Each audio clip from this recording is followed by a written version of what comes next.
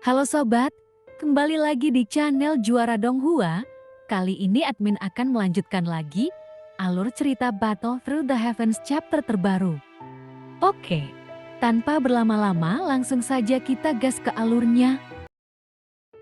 Di barisan belakang, Ihe dan Su berdiri menghadapi apa yang dikenal sebagai reinkarnasi Sang Tuan. Meski kekuatan mereka cukup untuk menghadapi ancaman ini, rasa ragu mulai menyelinap di hati mereka. Reinkarnasi tersebut tidak tampak sesederhana kelihatannya, karena ada sesuatu yang ganjil, sesuatu yang tidak terduga. Jika mereka lengah sedikit saja, kedua pendekar ini bisa terjebak dalam cengkeraman musuh yang penuh tipu daya. Saat ini, seorang pria tegap berdiri dengan postur anggun, kedua tangannya bersilang di belakang tubuh. Nampak, alisnya tajam, sorot matanya penuh determinasi, dan dia membawa aura kepemimpinan yang membuat siapapun merasa hormat hanya dengan melihatnya. Seseorang di antara mereka akhirnya angkat bicara, suaranya penuh rasa kagum. Kakak Wanjiang benar-benar bijaksana, kami terlalu gegabah untuk menilai situasi ini dengan angkuh. Jika kakak Wanjiang turun tangan, tambah yang lain dengan penuh keyakinan, dia pasti bisa menghabisinya hanya dalam satu gerakan. Haha, seseorang tertawa kecil. Dia memang terkenal sebagai ahli pukulan pertama dan tidak ada yang mampu menandingi kekuatannya. Sementara itu, Su Wanjiang terlihat tengah mempersiapkan sesuatu yang besar. Tatapannya yang tajam menyapu sekeliling, seolah menghitung setiap gerakan lawannya. Auranya semakin intens, memberikan tekanan pada mereka yang berada di dekatnya.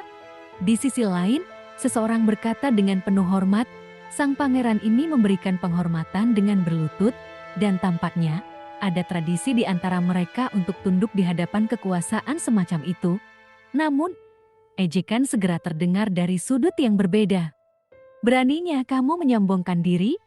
Bahkan, kamu tidak berani berdiri sendiri, dan kamu masih memerlukan bantuan untuk menghadapi ancaman ini. Salah seorang dari mereka dengan nada penuh keyakinan berkata, apakah ada yang mengira dia bisa menang?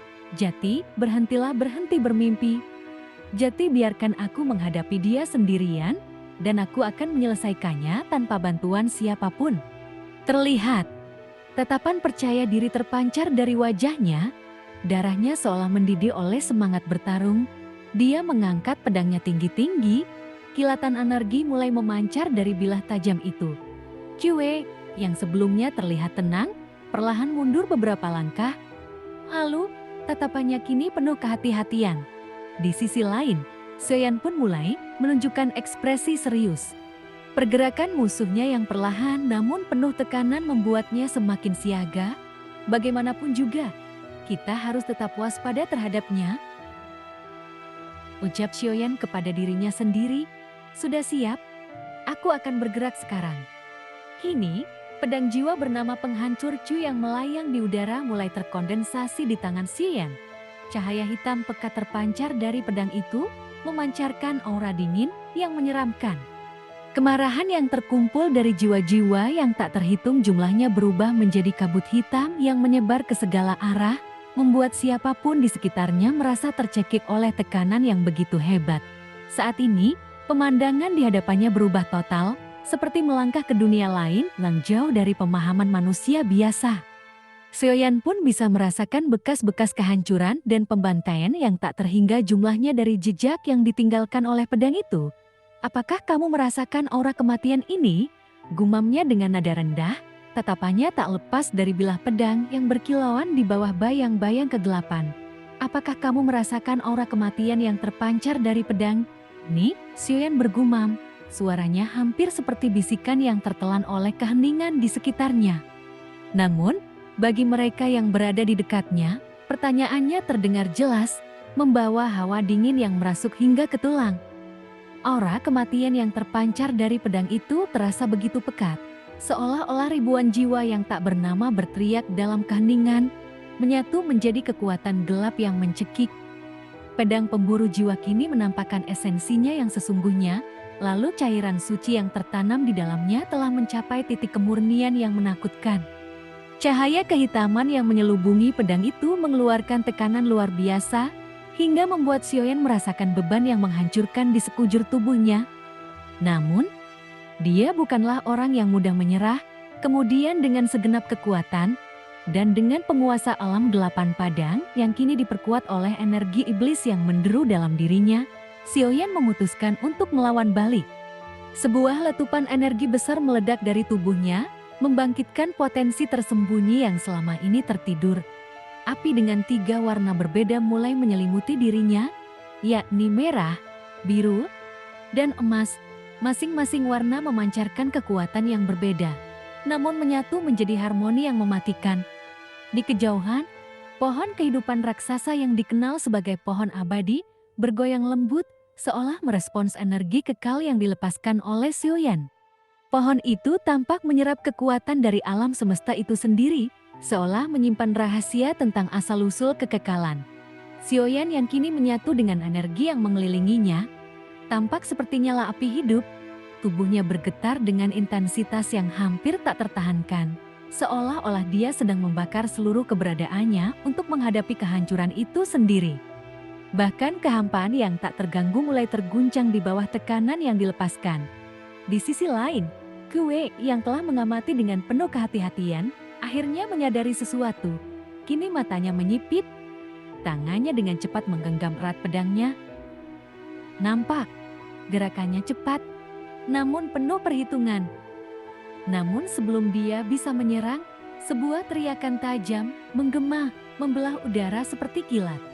Teknik pertempuran ini memiliki 3 serangan, dan setiap serangan lebih kuat dari yang sebelumnya, seru seseorang dari kejauhan. Xiaoyan pun melambatkan gerakan penguasa alam 8 padang. Gerakannya terlihat tenang, namun setiap langkah mengandung kekuatan yang luar biasa. Nampak, api 3 warna yang menyelimuti dirinya semakin menyala, membesar dengan intensitas yang bisa menghancurkan apa saja yang berada di jalurnya. Aura pembalasan yang dia pancarkan seperti badai yang tak terhentikan. Kemudian dari kehampaan, muncul kilatan api sepanjang ribuan kaki, melesat dengan kecepatan luar biasa. Cahaya itu membawa kehangatan yang melenyapkan segalanya, kecuali bagi mereka yang berada di tengah-tengahnya. Di sisi lain, pedang hitam Cue yang sederhana dan tampak tak mencolok mulai menunjukkan esensi mematikannya. Pedang itu berkilau dengan cahaya suram, namun dalam diamnya menyimpan ancaman yang lebih besar dari yang bisa dilihat. Api dan cahaya hitam itu akhirnya bertemu di udara, hingga menyebabkan ledakan energi yang luar biasa menggetarkan seluruh ruang di sekitarnya. Kedua kekuatan itu saling melahap, mencoba mendominasi satu sama lain.